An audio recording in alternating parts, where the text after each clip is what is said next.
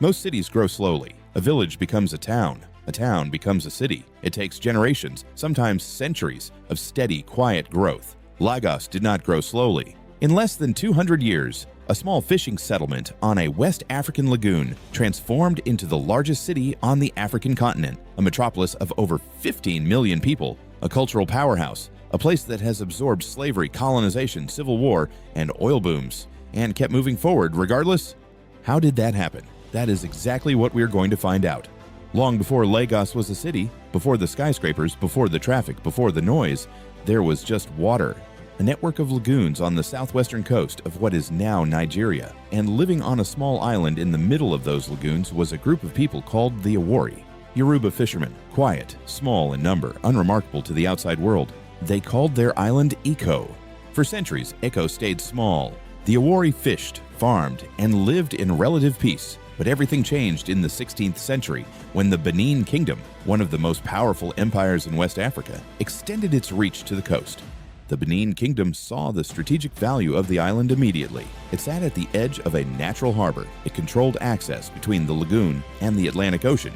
Whoever held Eko held the gateway to the sea. They installed a governor called the Aleko and began developing the island as a trading post. Under Benin's influence, Eko grew. Markets opened, merchants arrived, and then, as it always does in history, trade brought something darker.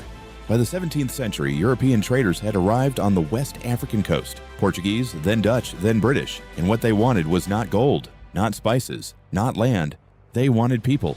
Lagos, known by then to Europeans by that name from the Portuguese word for lagoons, became one of the busiest slave ports on the entire African continent. Hundreds of thousands of men, women, and children were marched through this island, loaded onto ships, and transported across the Atlantic, never to return. The trade made some local rulers extraordinarily wealthy. It also tore the region apart. Neighboring kingdoms raided each other for captives to sell. Communities collapsed. Families were destroyed. For over 200 years, the island of Lagos was a place where human beings were treated as cargo. But by the mid-19th century, Britain had officially abolished the slave trade and was now pressuring other nations to follow. The problem was, Lagos was still actively trading in enslaved people under the rule of Oba Kosoko. Britain decided to act. In December 1851, the British Royal Navy opened fire on Lagos. The bombardment lasted 3 days, the 26th to the 28th of December. Cannonballs tore through the island's buildings. Oba Kosoko put up fierce resistance but was ultimately overwhelmed. He fled. The British installed a more cooperative ruler, Oba Akintoye, and declared that the slave trade was over. 10 years later, in 1861, Britain went further. Lagos was formally annexed as a British Crown colony. The Oba signed a document, some say under duress, handing sovereignty over his island to the British Crown.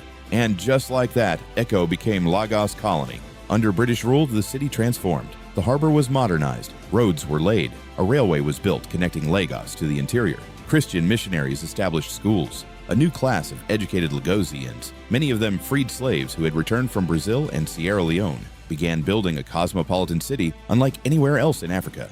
These returnees brought with them Brazilian architecture, new cuisines, new music, new ideas. Walk through the Lagos neighborhood of Badagry or Campos Square today, and you can still see the Brazilian-style buildings they left behind. Lagos was becoming something extraordinary, a melting pot on the edge of the Atlantic.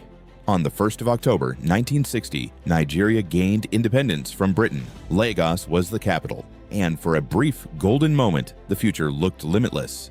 Nigeria was the most populous country in Africa. It had oil, it had educated professionals, it had Lagos, a thriving port city that was already one of the commercial centers of the entire continent.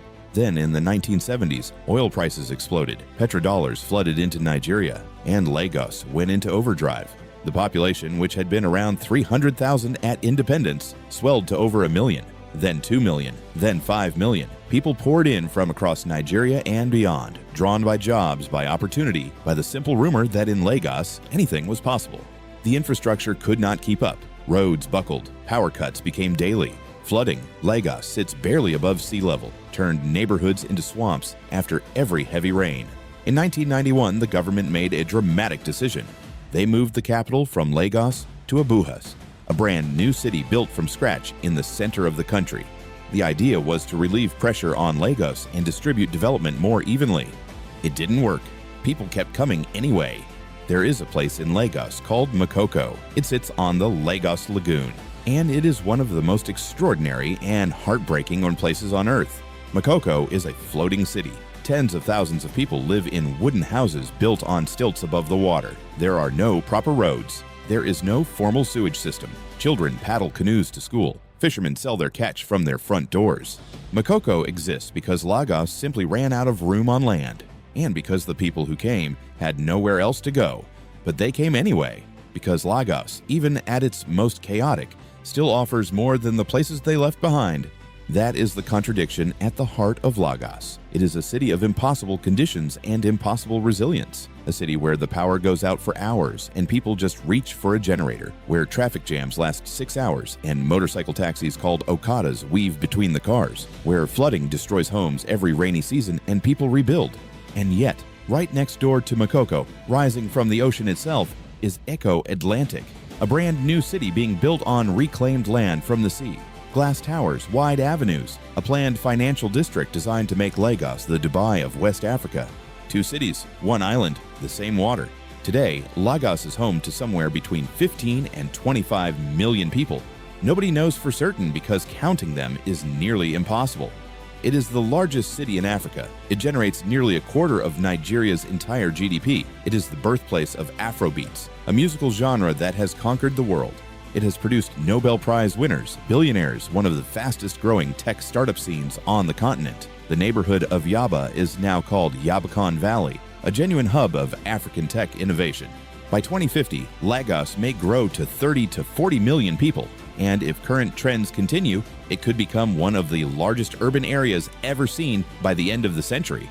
A city that began as a fishing village that was used to export human beings, that was seized at gunpoint by a foreign empire, that was abandoned as a capital, that floods every year, that has too many people, not enough power, not enough roads, and that absolutely refuses to stop. Lagos is not a perfect city. It may be one of the hardest cities on Earth to live in, but it is alive in a way that few places in the world can match. A city built by people who had no choice but to survive, and who turned survival into something magnificent. The question is not whether Lagos will become the world's biggest city. The question is, when it does, will the world finally pay attention to Africa the way Africa deserves? Drop your thoughts in the comments. And if this video opened your eyes, share it with someone who needs to know this story.